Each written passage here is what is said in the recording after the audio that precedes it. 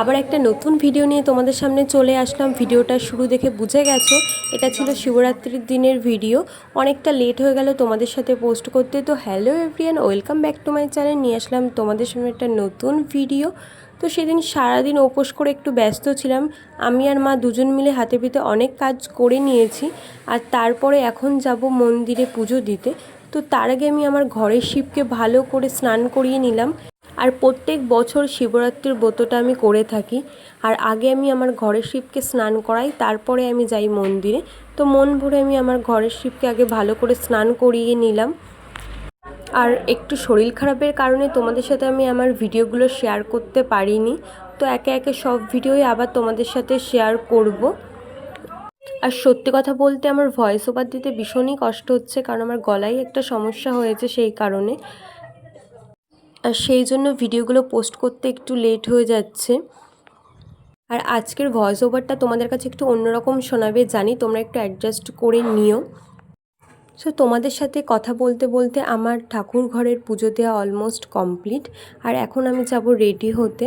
তো আজকে যেহেতু শিবরাত্রি আর পুজো, তাই ভাবলাম লাল পাড় সাদা শাড়ি এরকমই কিছু একটা পরি। তো আমার আজকের লুকটা কেমন লাগছে অবশ্যই কমেন্ট করে জানিও। আর এদিকে চলে এসেছে দেখো দিয়ামনাও কিন্তু উপোস করবে। এর আগে একবারও ও করেছে আর সারা রাতই ছিল। আর শিবরাত্রির উপোস তোমরা জানো কতটা কঠিন, আর তাও ও পুরো সারা রাতই জেগে থেকে 4 প্রহরী পুজো দেয়।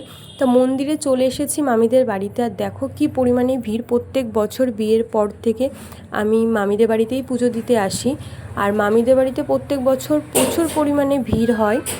আর সেম এবছরও ভিড় হয়েছিল। তো দেখো আমি প্রথম প্রহরের পুজোটা দিয়ে নিলাম। আর তারপর আমরা সবাই মিলে ওয়েট করছিলাম দ্বিতীয় প্রহরের পুজো দেওয়ার জন্য। আর দিয়া ওদিকে দেখো ঘুম ঘুম চোখে ওয়েট করছে। আর তারপরে ফাইনালি দ্বিতীয় প্রহরের পুজোও দিয়ে নিলাম। আর প্রথম প্রহর দ্বিতীয় প্রহরের পুজো দেওয়ার পরে অতটাও আর ভিড় ছিল না, কারণ প্রায় সবাই এক প্রহরের পুজো দিয়েই চলে গেছিলো। সারা রাত কেউই থাকবে না, অল্প কজন ছিল। আর এদিকে আমার তৃতীয় প্রহরের জল ঢালাও কমপ্লিট। আর এখন হবে লাস্ট প্রহরে।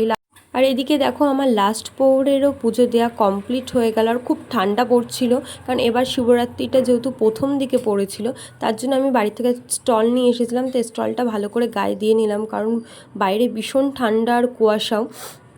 অন্যান্যবার শিবরাত্রির সময় এতটা ঠান্ডা থাকে না, কিন্তু অন্যান্যবারের তুলনামূলক এইবারটা একটু বেশিই ঠান্ডা ছিল।